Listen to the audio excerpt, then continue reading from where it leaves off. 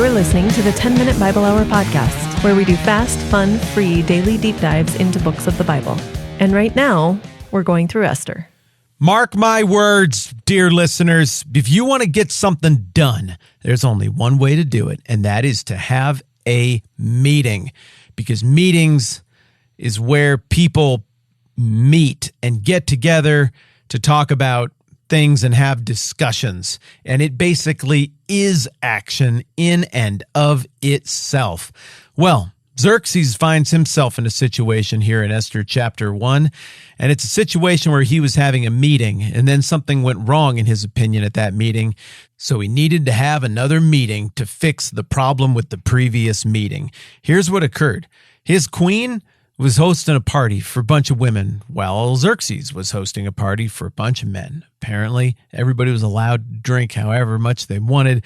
Whatever the normal royal cap on the amount of wine that we're having at a party is, it was lifted. We're not doing any of that business. Drink like crazy, and as stuff gets super crazy, Xerxes gets a wild idea to have his queen, a woman named Vashti, trotted in front of the men, and she is supposed to show off her beauty. Now look, in the last couple conversations, I have looked at that and said, it's clearly a euphemism. What is meant by show off her beauty means just wear that crown. It will be enough, and display your beauty in a way that is sexual. Some other people, in fairness, over the years, have looked at that passage and said that he really just meant beauty. I've heard it suggested that the reason that the royal eunuchs were summoned on the seventh day when King Xerxes, Esther 1:10, was in high spirits from wine, he commanded the 7 eunuchs who served him, and list all of their names, to bring before him Queen Vashti, wearing her royal crown, in order to display her beauty to the people and nobles, for she was lovely to look at. Now look, I imagine that what he wanted here was some sort of lewd presentation, some sort of provocative dance, something like that. I imagine that was already going on with all kinds of servant girls and other things in this kind of environment, from things that I've read extra biblically about what life was like in these Persian courts at this time. But I could be wrong.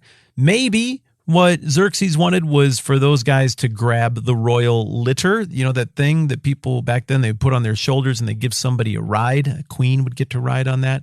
And so maybe they were supposed to bring her in and just like walk her around and present her while she was resting attractively on that litter. It could be. I've heard very smart people suggest that. And if that interpretation is right, does it reframe the question of how we should view Vashti?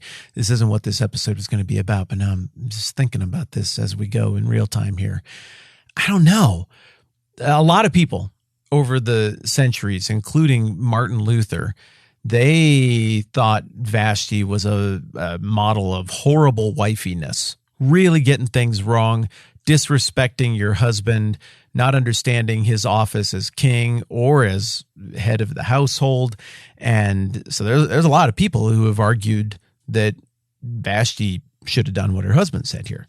And before we go just shredding those people and dismissing them entirely as misogynists or awful people from the past, before we say this is why we can't have nice things, I have to imagine that people who have made that argument over the centuries, well, one, I know they're arguing that in a totally different cultural context than our own, but two, I would have to imagine that they are picturing a rather innocent request on the part of Xerxes. Like, there's going to be a parade. You're going to ride in the royal litter. You shall be carried for 1 lap. You shall wave at all of the men who are here. They shall wave back. Then you shall go to your party.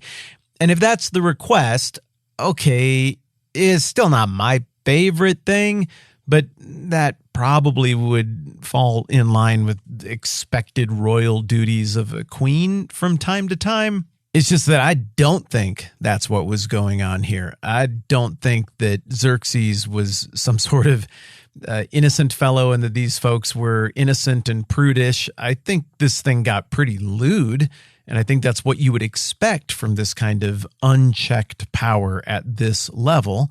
So I think crazy stuff happened here. I mean, for crying out loud, it doesn't matter what party in my country you like. If you go and do a little Googling on what your preferred political party has done at the highest levels of leadership in the last 20 or 30 years in terms of certain sexual things, you'll find some pretty messed up stuff. Power tends to lend itself to these kind of abuses, and that's before we even get into some of the allegations floating around about certain cultural elites over the last 10 or 20 years and the horrifying activities they are accused of, even though for whatever reason we can't seem to get that sorted out in our judicial system and actually deal with or punish those abuses, which continues to just make me scratch my head.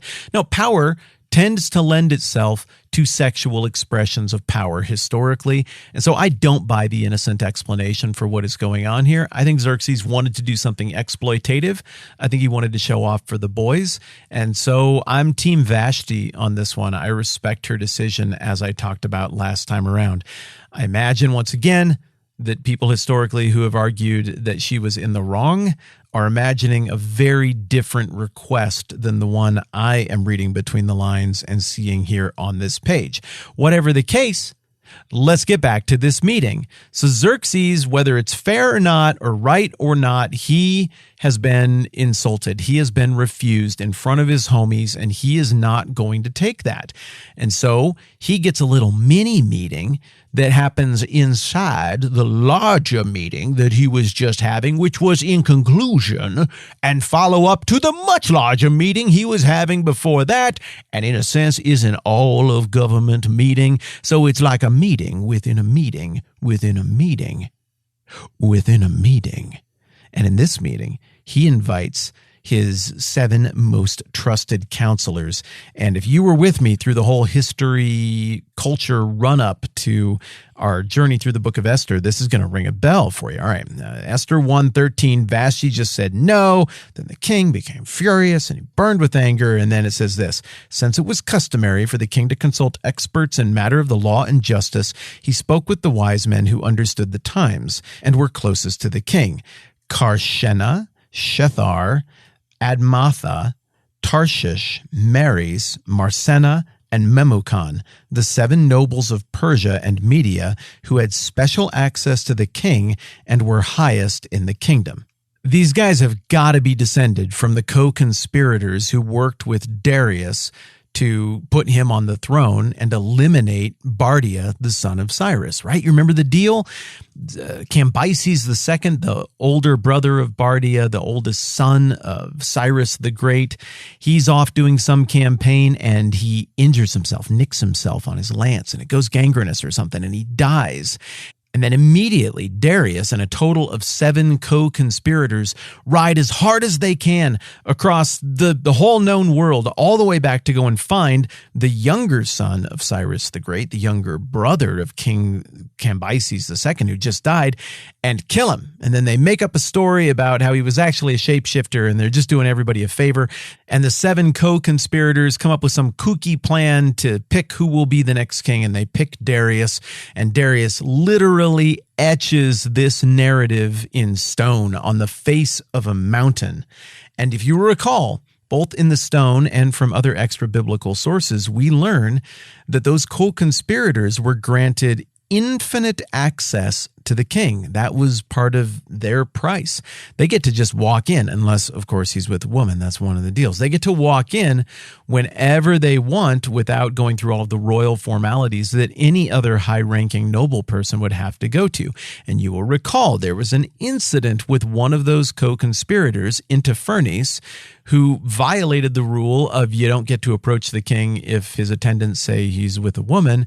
And the result was that Darius went super goblin mode on him and punished him and his family and kind of rattled this whole special deal that was supposed to be handed down, where certain advisors, or descendants rather, of these 7 families would be permitted to maintain this special access. Because of course everybody else, if you approach the king inappropriately, you just die. You just get put to death. So I gotta think these guys are generation 2 of that conspiratorial bunch, or they're somehow descended from that group.